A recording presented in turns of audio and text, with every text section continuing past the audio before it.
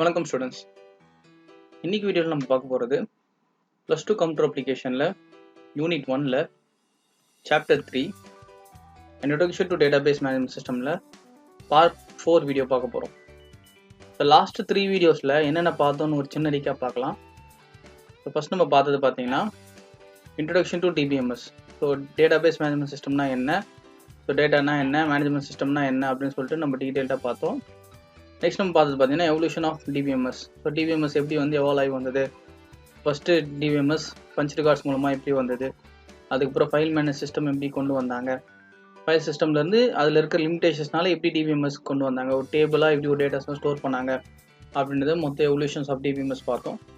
அதுக்கப்புறம் DBMS concept, so 2 concept பார்த்தோம். Acid அப்படின்னு சொல்லிட்டு ஏசிஐடி அப்படின்னு ஒரு கான்செப்ட் பார்த்தோம். அதுக்கப்புறம் கண்ட்ரோலிங் அண்டு டாபிக் பார்த்தோம். இதுதான் நம்ம ஃபஸ்ட்டு வீடியோவில் பார்த்தது. ஸோ செகண்ட் வீடியோவில் நம்ம பார்த்தது பார்த்தீங்கன்னா டேட்டாபேஸ் மாடல்ஸ். ஸோ டேட்டாபேஸ் மாடல்ஸில் என்னென்ன மாடல்ஸ் இருக்குது, ஸோ அது ஒரு ஸ்ட்ரக்சரல் ரெப்ரசன்டேஷன், ஸோ அதில் ஹைரார்க்கினா என்ன, நெட்வொர்க்ஸ்னால் என்ன, ரிலேஷன்லாம் என்ன அப்படின்னு சொல்லிட்டு டீட்டெயில்டாக பார்த்தோம். லாஸ்ட் வீடியோவில் நம்ம பார்க்க போகிறது ரிலேஷனல் டேட்டாபேஸ் மேனேஜ்மெண்ட்னா என்ன, ஸோ அதில் என்னென்னலாம் கீஸ் இருக்குது, ஸோ அப்படின்னு சொல்லிட்டு டீட்டெயில்டாக லாஸ்ட் வீடியோவில் பார்த்தோம். ஸோ இந்த வீடியோவில் நம்ம பார்க்க போகிறது பார்த்தீங்கன்னா so ER models. So ER மாடல்ஸ்னால் என்ன, அது எப்படி ஒர்க் ஆகுது, ஸோ அதிலேருந்து நம்ம ஏன் இஆர் மாடல் ரொம்ப ஃபேமஸான மாடல் சொல்கிறாங்க, அதில் என்னென்னலாம் அட்வான்டேஜஸ் இருக்குது அப்படின்னு சொல்லிட்டு டீட்டெயில்டாக இந்த வீடியோவில் பார்க்கலாம். ஸோ வீடியோ ஸ்கிப் பண்ணாமல் பாருங்கள், அப்போ தான் சொல்ல ஒரு கண்டென்ட்டும் உங்களுக்கு ஈஸியாக அண்டர்ஸ்டாண்ட் ஆகும். வாங்க வீடியோக்குள்ளே போகலாம்.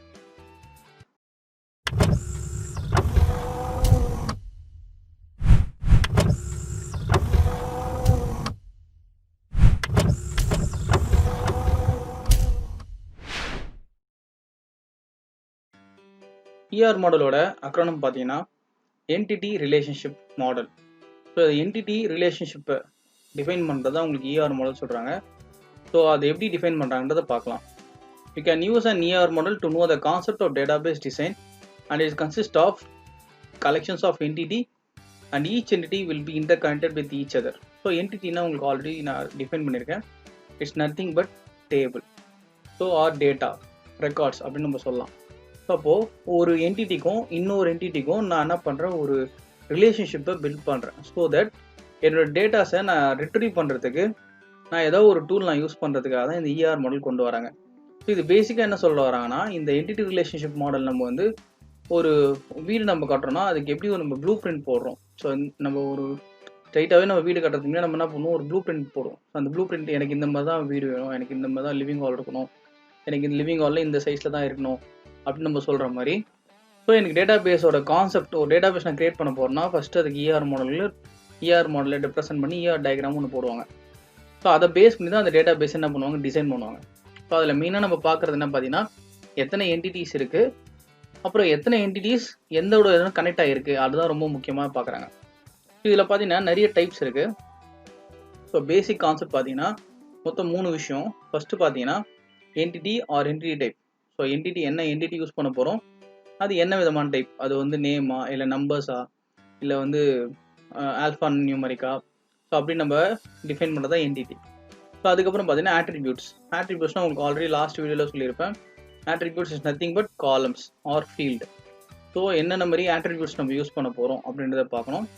கடைசியாக பார்த்தீங்கன்னா ரிலேஷன்ஷிப். ஸோ ஒரு ஆட்ரிபியூட்ஸ்க்கும் இன்னொரு ஆட்ரிபியூட்ஸ்க்கும் என்னென்ன ரிலேஷன்ஷிப் இருக்குது அப்படின்றத என்ன பண்ணணும், டிஃபைன் பண்ணோம். இந்த 3 பேசிக் கான்செப்ட் வச்சு தான் உங்களுக்கு என்ன ஆகுது, இஆர் மாடல் ஒர்க் ஆகுது. ஸோ இந்த வீடியோவில் நான் என்டிட்டி பற்றியும் ஆட்ரிபியூட்ஸ் பற்றியும் மட்டும் இந்த வீடியோவில் நான் உங்களுக்கு டிஸ்கஸ் பண்ணுறேன். இப்போ நெக்ஸ்ட் வீடியோவில் இந்த இஆர் மாடலில் கண்டினியூஷனான ரிலேஷன்ஷிப் மாடல் நெக்ஸ்ட் வீடியோவில் உங்களுக்கு நான் உங்களுக்கு எக்ஸ்பிளைன் பண்ணுறேன். ஸோ வாங்க ஒரு கான்செப்டாக நம்ம பார்க்கலாம். ஃபர்ஸ்ட் நம்ம பார்க்க போகிற கான்செப்ட் பார்த்தீங்கன்னா entity. An entity can be anything, a real world object or animations which is easily identifiable by anyone, even by a common man. So என்டிட்டின்றது இட்ஸ் ஜஸ்ட் லைக்னு ஒரு டேட்டா, ஸோ ஒரு ரெக்கார்ட், ஸோ எது வேணாலும் நம்ம சொல்லலாம். So என்டிட்டின்றது so ஒரு ஆப்ஜெக்டாக இருக்கலாம், ஒரு அனிமேஷனாக இருக்கலாம், ஈஸியாக எல்லாருமே அண்டர்ஸ்டாண்ட் பண்ணுற மாதிரி ஒரு டேர்ம்ஸ் நம்ம கொடுக்க தான் என்டிட்டின்னு சொல்கிறோம். ஸோ உங்களுக்கு பார்த்தீங்கன்னா இங்கே எம்ப்ளாயி மேனேஜர் அப்படின்னு சொல்கிறோம். ஸோ இந்த மாதிரி எம்ப்ளாயி மேனேஜர்னு கொடுக்கும்போது ஈஸியாக நம்மளால் என்ன பண்ண முடியுது, ஐடென்டிஃபை பண்ண முடியுது. இங்கே அப்படி தான் கொடுத்துருக்காங்க. இந்த கம்பெனி டேட்டா பேஸ், ஒரு கம்பெனின்ற ஒரு டேட்டா பேஸில் employee, HR manager considers entities. And entities represent in rectangular box. So உங்களுக்கு வந்து நான் ஆல்ரெடி உங்களுக்கு சொன்னேன், ஒரு டேட்டா பேஸ் நம்ம ரெடி பண்ணுறதுக்கு முன்னாடி ER மோட் டயக்ராம்னு ஒன்று சொல்லுவாங்க. ER டயக்ராம்னா அந்த டேட்டா பேஸ் எப்படி இருக்கணுன்றதுக்கான ஒரு ப்ளூ பிரிண்ட் மாதிரி இருக்கும். ஸோ அந்த ER டயக்ராமை ரெப்ரசென்ட் பண்ணும்போது எனக்கு என்டிட்டி எல்லாமே என்ன எப்படி ரெப்ரசென்ட் பண்ணியிருப்பாங்கன்னா, எனக்கு ரெக்டாங்குலர் பாக்ஸில் இந்த மாதிரி ரெக்டாங்குலர் பாக்ஸ் கொடுத்துருக்காங்க பார்த்தீங்களா, இந்த மாதிரி தான் எனக்கு என்ன பண்ணுவாங்க, ரெப்ரசென்ட் பண்ணுவாங்க. அப்படி ரெப்ரசென்ட் பண்ணும்போது நம்ம அஷ்யூம் பண்ணிக்கணும், ஓகே ரெக்டாங்குலர் பாக்ஸ் இருந்தால் அது என்டிட்டி அப்படின்னு நம்ம ரெஃபர் பண்ணிக்கணும். சரிங்களா? ஸோ இப்போ இந்த என்டிட்டி பார்த்தீங்கன்னா, ஸோ நிறைய டைப்ஸ் இருக்குது இந்த என்டிட்டியில். என்னென்ன டைப்ஸ் இருக்குன்னு ஒன்று ஒன்றா பார்க்கலாம். ஃபர்ஸ்ட் நம்ம பார்க்க போகிறது பார்த்தீங்கன்னா ஸ்ட்ராங் என்டிட்டி. ஸ்ட்ராங் என்டிட்டினா என்ன சார் அப்படின்னு சொல்லிட்டு பார்த்தீங்கன்னா, it does not depend on any other entity on the schemes or database. A strong entity will have a primary key with it and represent by one rectangle. So strong entity அப்படின்னு சொல்கிறாங்கன்னா, அந்த entity எதையுமே depend பண்ணாமல் இருக்கிறது தான் என்னது strong என்டிட்டின்னு சொல்கிறாங்க. எப்படி சார் டிபெண்ட் பண்ணாமல் இருக்குது அப்படின்னு சொல்லிட்டு பார்த்தீங்கன்னா, இப்போ ஃபார் எக்ஸாம்பிள் இப்போ நான் வந்து ஒரு ஸ்டூடெண்ட்டோட நான் நேம் கேட்குறேன். ஸோ நேம் கேட்கும்போது ஃபர்ஸ்ட் நேம் லாஸ்ட் நேம் அப்படின்னு சொல்லிட்டு நம்ம 2 என்டிட்டி தேவைப்படுது. அதே வந்து இப்போது ஃபர்ஸ்ட் நேம் கேட்குறேன், இப்போ ஃபார் எக்ஸாம்பிள் அசோக் குமார் அப்படின்னு ஸ்டூடெண்ட் இருக்கான்னா, இப்போ நான் வந்து குமார் அப்படின்னு நேம் கொடுக்குறேன். இப்போ குமார்னு நிறைய பேர் இருப்பான், வினோத் குமார் அப்படின்னு நிறைய பேர் இருப்பான். அப்போ நாங்கள் ஃபர்ஸ்ட் நேம் சொல்லுங்கள் இல்லை லாஸ்ட் நேம் சொல்லுங்கள் சொல்லும்போது அசோக் குமார் அப்படின்னு கம்பைன் பண்ணி சொல்லுவோம். அப்போது ஒரு என்டிட்டி மட்டும் டிபெண்ட் பண்ணாமல் ஸோ அனதர் என்டிட்டி அது டிபெண்ட் பண்ணியிருக்கு. ஸோ அது வந்து ஸ்ட்ராங் என்டிட்டி கிடையாது. ஸோ ஸ்ட்ராங் என்டிட்டி எதை டிஃபைன் பண்ணாங்கன்னா, அது எந்த என்டிட்டியுமே டிபெண்ட் பண்ணாமல் இருக்கிறது தான் ஸ்ட்ராங் என்டிட்டி. ஸோ அதுக்கு தான் என்ன சொல்கிறாங்க, most of the strong entity will be a primary key. ஏன்னா பிரைமரி கீ தான் என்ன சொல்லியிருக்கேன், ஒரு ரெக்கார்ட்லேயே ஒரு யூனிக் கீ. லாஸ்ட் வீடியோவில் நம்ம பார்த்துருப்போம் கீஸ் நடத்தும் போது. ஸோ பிரைமரி கீன்றது அது ஒரு unique key. So for example இப்போ என் ஸ்டூடெண்ட்டை பற்றி ஒரு டீட்டெயில்ஸ் எனக்கு தேவைன்னா, ஸோ பிரைமரி கீயாக நான் ஒரு ஸ்டூடெண்டோட ஐடி வச்சுருக்கேன். ஸோ இது எதையுமே டிபெண்ட் பண்ணாமல் இருக்கும். ஓகேங்களா? இப்போ ஃபார் எக்ஸாம்பிள் கோர்ஸ் நான் எடுக்கிறேன்னா, அந்த கோர்ஸ்க்குன்னு ஒரு ஐடி இருக்கும்.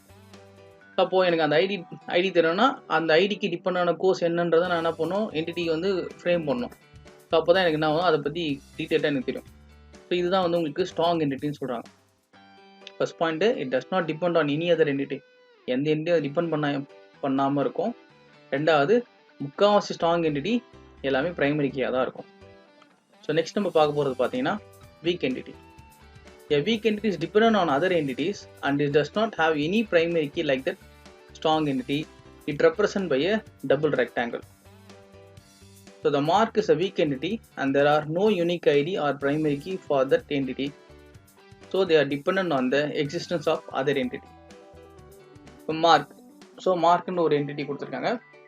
அது weak entity ன்னு சொல்கிறாங்க. ஏன் அதை weak entity ன்னு சொல்கிறாங்கன்னா, it does not depend on other entity. இப்போ ஃபார் எக்ஸாம்பிள் நான் 45 அப்படின்னு நான் கொடுக்குறேன் மார்க்கில். இப்போ 45னா எந்த ஸ்டூடெண்ட்டோட நம்ம மார்க் 45, என்ன எக்ஸாமில் அவன் 45 எடுத்தான், என்ன சப்ஜெக்டில் வந்து அவன் 45 எடுத்தான், அவன் 45 எடுத்திருக்கான், அவன் பாஸ் ஆஃப் ஃபெயிலா அப்படின்னு சொல்லிட்டு எல்லா டீட்டெயில்ஸுமே நான் இன்னொரு என்டிட்டியிலேருந்து தான் நான் வாங்கணும். வெறும் மார்க்கை மட்டும் வச்சுட்டு I can't able to identify a particular student or particular ரெக்கார்டோட வேல்யூ எனக்கு தெரியாது. ஸோ இப்போது அப்போ வீக் என்டிட்டி எதை டிஃபைன் பண்ணுதுன்னா, it always depends on other entity. So இன்னொரு என்டிட்டி அது எப்பவுமே என்ன பண்ணியிருக்கும், சார்ந்து இருக்கும். அப்போ மார்க்குன்ற ஒரு என்டிட்டி இருக்குன்னா அது exam, subject, pass or fail இப்படின்னு நிறைய என்டிட்டி சப் என்டிட்டிஸோடு என்ன பண்ணியிருக்குன்னா உங்களுக்கு வந்து டிபெண்ட் ஆகிருக்கும். ஸோ அதனால அது என்ன சொல்கிறாங்க, வீக் என்டிட்டி சொல்கிறாங்க. முக்கால்வாசி வீக் என்டிட்டிஸ் பார்த்தீங்கன்னா it does not be a primary key. So நான் ஸ்ட்ராங் என்டிட்டி சொல்லும் போது ஸ்ட்ராங் என்டிட்டி மோஸ்ட்லி என்னவாக தான் இருக்கும்னு சொன்னேன், பிரைமரி கீயாக தான் இருக்கும்னு சொன்னேன். ஆனால் வீக் என்டிட்டி பொறுத்த வரைக்கும் உங்களுக்கு வீக் என்டிட்டி எப்பவுமே பார்த்தீங்கன்னா ஒரு பிரைமரி கீயாவோ இல்லை ஒரு யூனிக் ஐடியாவுமே இருக்காது. It's always depends on the other entity. Next நம்ம பார்க்க போகிறது பார்த்தீங்கன்னா entity instance. Instance are the value for the entity. If we consider animal as an entity, their instance will be dog, cat, cow, etc. So instance அப்படின்னு பார்த்தீங்கன்னா பொதுப்படையாக சொல்கிறது தான் entity. இந்த பொதுப்படையாக சொல்கிற ஒரு என்டிட்டி இருக்குது. an entity instance denotes the category value for the given entity. So ஒரு entity கொடுக்கணும், அதோட கேட்டகரி வேல்யூ தான் உங்களுக்கு டினோட் பண்ணுறாங்க. ஸோ எக்ஸாம்பிள் இங்கே பார்த்தீங்கன்னா ஸோ ஹியூமன் அப்படின்னு நான் சொல்கிறேன்னா அது ஒரு என்டிட்டி இன்ஸ்டன்ஸ். ஸோ அதோட என்டிட்டி இன்ஸ்டன்ஸ் பார்த்தீங்கன்னா மேல், ஃபீமேல். இதே ஃபார் எக்ஸாம்பிள் ஜாப் அப்படின்னு சொன்னால் ஸோ ஜாப்ன்றது என்டிட்டி. ஸோ அதில் என்ன இன்ஸ்டன்ஸ் இருக்குன்னு பார்த்தீங்கன்னா இன்ஜினியரிங், டாக்டர், லாயர், ஸோ இப்படி இருந்துருக்கும்.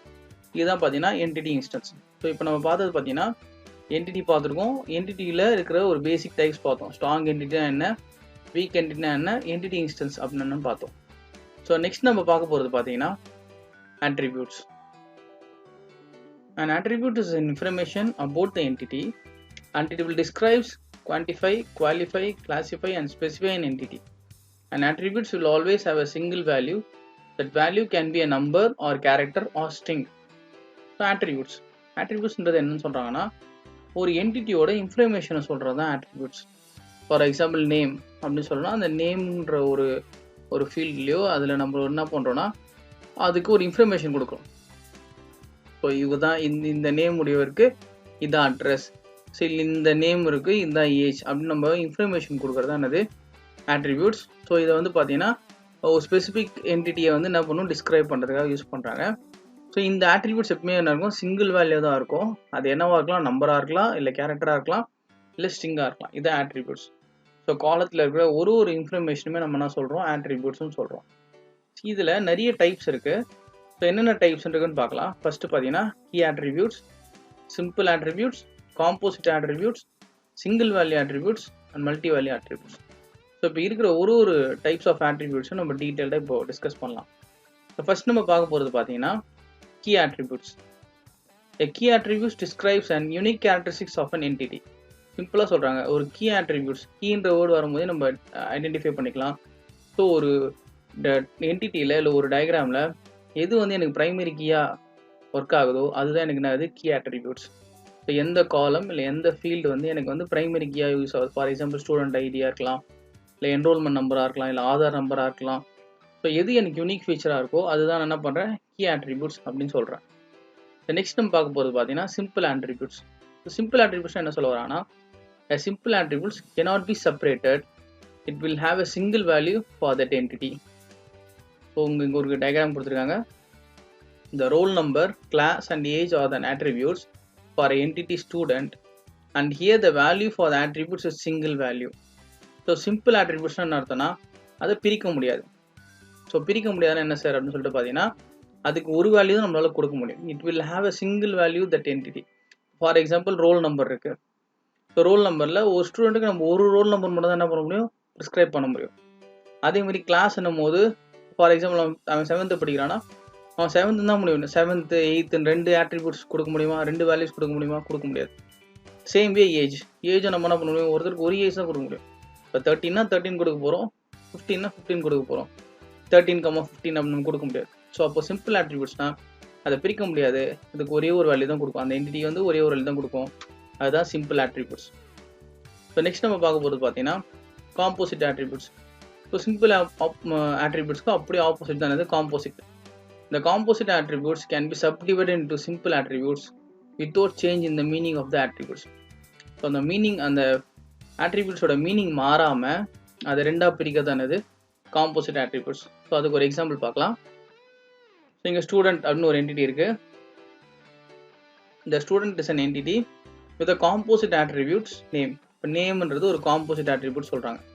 எப்படி சொல்கிறாங்கன்னா, the name the composite attribute which are subdivides into two simple attributes, first name, last name. So அப்போ நேம்ன்றது அது ஒரு attribute. ஸோ அந்த நேம் attribute பார்த்தீங்கன்னா ரெண்டாக பிரியுது. ஸோ ஃபர்ஸ்ட் நேம் சொல்கிறாங்க, லாஸ்ட் நேம் சொல்கிறாங்க. ஸோ எப்படி பிரிஞ்சு கொடுத்தாலுமே அதோட மீனிங் மாறல. இப்போது அருண் குமார் நம்ம கொடுக்கும்போது first name Arun, last name Kumar கொடுக்குறோம். ஆனால் நம்ம நேம் சொல்லும் போது அருண் குமார் சொல்கிறோம். ஸோ அதோட மீனிங் மாறல. ஆனால் இது வந்து ஒரே attributesக்குள்ளே நான் நிறைய வேல்யூஸ் கொடுக்கறதானது காம்போசிட் attributes அப்படின்னு சொல்கிறாங்க. ஸோ நெக்ஸ்ட் நம்ம பார்க்க போகிறது பார்த்தீங்கன்னா single value attributes. Single value attributes can contain only one value for an attributes and they do not have a multiple number of values. So simple attributesம் single value attributesம் more or less ஒன்று தான். இதுலேயும் பார்த்தீங்கன்னா single value மட்டும் தான் நம்மளால பண்ண முடியும், கொடுக்க முடியும். ஸோ எக்ஸாம்பிள் பார்த்துங்க, age 3, roll number 85. So age it's a single value for a person. We cannot give n number of ages for a single person. So it is a single value attributes. So next நம்ம attributes பார்க்கறது பார்த்தீங்கன்னா multi-value attributes. The multi-value attributes have more than one value for the particular attributes. So example கொடுத்துருக்காங்க பாருங்க, a person can hold n number of degree, so it is a multi-value attributes. இதுதான் பார்த்தீங்கன்னா உங்களுக்கு ஆட்ரிபியூட்ஸில் இருக்கிற types. So என்னென்ன பார்த்தோம்னு பார்த்தீங்கன்னா key attributes பார்த்தோம், சிம்பிள் ஆட்ரிபியூட்ஸ் பார்த்தோம், காம்போசிட் ஆட்ரிபியூட்ஸ் பார்த்தோம், single value attributes and multi value attributes. இந்த ஆட்ரிபியூட்ஸ் யூஸ் பண்ணி நம்ம என்ன பண்ணுறோம்னா இந்த என்டிட்டியை நம்ம என்ஹான்ஸ் பண்ணிட்டு இருக்கோம். ஸோ இப்போ பார்த்தீங்கன்னா என்டிட்டியில் என்டிட்டி டைப்ஸ் பார்த்தோம், அப்புறம் ஆட்ரிபியூட்ஸ் டைப் பார்த்தோம், இன்னும் ரிலேஷன்ஸ் டைப்ஸ், அதுக்கப்புறம் இஆர் டயக்ராம். ஸோ நெக்ஸ்ட் வீடியோவில் பார்த்தீங்கன்னா உங்களுக்கு இந்த இந்த வீடியோட கண்டினியூஷன் பார்த்தீங்கன்னா இஆர் மாடலில் ரிலேஷன் டைப் பற்றி 1 to 1 என்ன, 1 to many என்ன, many to many என்ன அப்படின்னு சொல்லிட்டு அதோட ரிலேஷன்ஷிப் பார்க்க போகிறோம். அண்ட் மோர் ஓவர் பார்த்தீங்கன்னா இஆர் டயக்ராம் எப்படி நம்ம ரெப்ரசென்ட் பண்ணுறோம். இப்போ நம்ம ரெக்டாங்கிள் சொன்னோம் என்டிட்டிக்கு, அந்த மாதிரி ஒரு வேல்யூக்கும் என்னென்ன டயக்ராம் இருக்குது, அது எப்படி ரெப்ரசென்ட் பண்ணலாம் அப்படின்றத நெக்ஸ்ட் வீடியோ நம்ம டீட்டெயிலாக பார்க்கலாம். ஸோ இந்த வீடியோ உங்களுக்கு அண்டர்ஸ்டாண்ட் ஆகிருக்கும்னு நினைக்கிறேன். தேங்க்ஸ் ஃபார் வாட்சிங். பாய்.